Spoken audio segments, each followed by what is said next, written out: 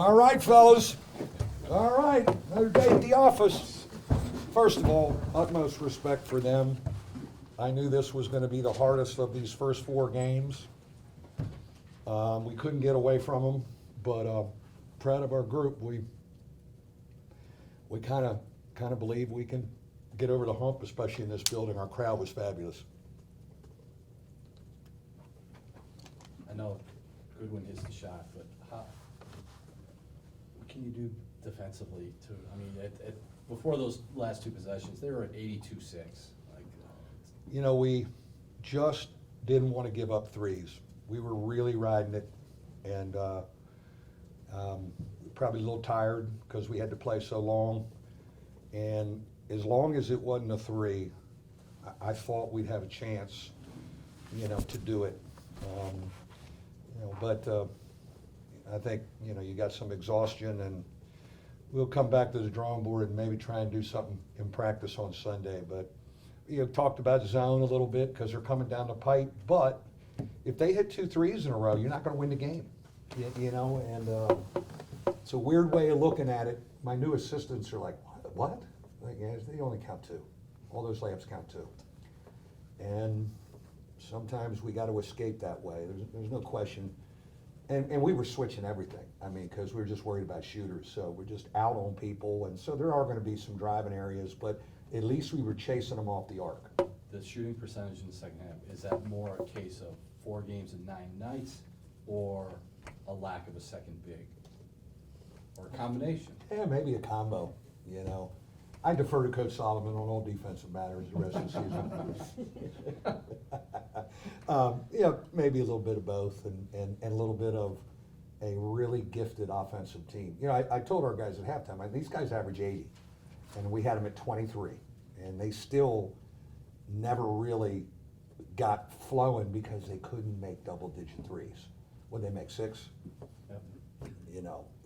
They get that thing to 9, so what are you giving up? When they're throwing it into the post and they're backing us down, I don't want to double because they're a great passing team. They're a better passing team than us right now. And so we come down, and the big guy leads them in assists. So we come down and double, they kick it out, and number 3 bangs more than the one in the corner down. They're going to have, we're going to lose. And having said all that, you're trying to just escape the night. How are we better at the point of attack? Can we get to some zone on some people?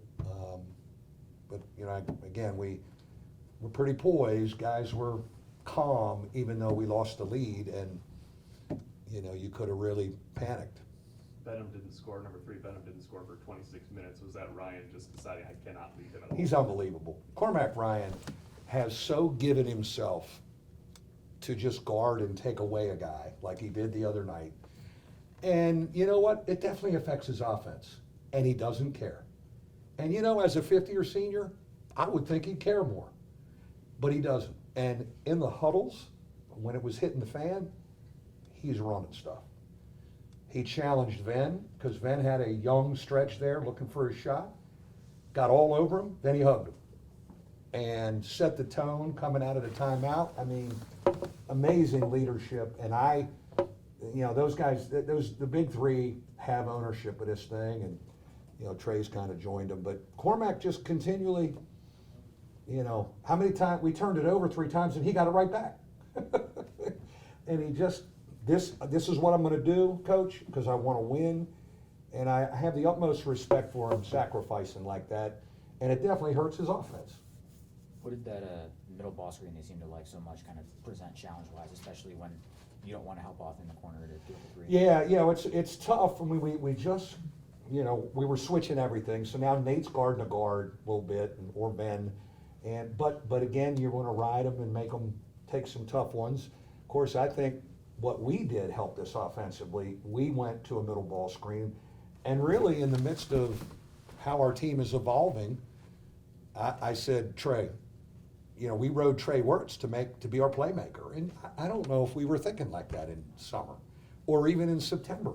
And he's been really good getting in and finding people and making plays. And it was like, what do you think? I said, let's get out of motion. Can you get in there? He goes, I can get in there. And I thought he really got in there and found some people. Did he find Dane, or was that Cormac who found Dane on that one? Cormac got in there and found that. Dane has a game like tonight, you know, you just figure that last shot's going in, right? Yeah, you know what, when we got that look and that drive, I'm saying, now that one's going in. But they do have an interesting body language of confidence, and I certainly don't wanna rattle them, because they kind of believe they're gonna figure it out, and I don't wanna mess with that right now. Kind of going off of that, how do you think wins like tonight are gonna prepare you once you get to? Well, you know, we had to escape Radford, but we did. I mean, there's a lot of teams in our league and in the Power Five that are losing these games. You know, we've been able to keep our nose clean, and for us to be 4-0 with, you know, a little bit of an unknown of who we are, and I think some good teams coming in here that are gonna go back to their league and compete for their title, I'm thrilled that we're at that spot, because, you know, just look at our league. Our league has not been able to get over the hump in this, and we've kind of said, let's see if we can keep our nose clean. But I think they can go back and win their league. You know, they're really good, and they're hard to play against. You know, that's a hard system, long possessions. You know, it's exhausting, but again, I mean, we kind of believe, and we got some guys we got some older guys that know how to win. Mike, you couldn't get to the line today, can you talk about why? Yeah. Is that officiating? I'm asking you. No. No, I don't know. Mm-mm. Or was it I an think, offensive approach? I think like them, like us, they don't really foul. Right. They do a great job of really not fouling. You know, we don't, they don't. They kind of pack it in. Now, we had some great looks. I know we made 12, and it's one of those things where at halftime, well, we took too many threes. Well, they were great shots, and we think we have pretty good shooters.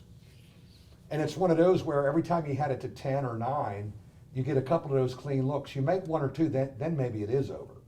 But you couldn't, and I don't want to tell our guys to turn stuff down, because I want them to feel good about rising up to win the game, like Goodwin, or Wirtz, or, you know, but I think they're really good and really teach, like us, don't foul. I think Lashevsky was fabulous tonight. He didn't really score in the first half, but he's guarding everybody, rotating, switching, guarding the big guy. He's not coming out.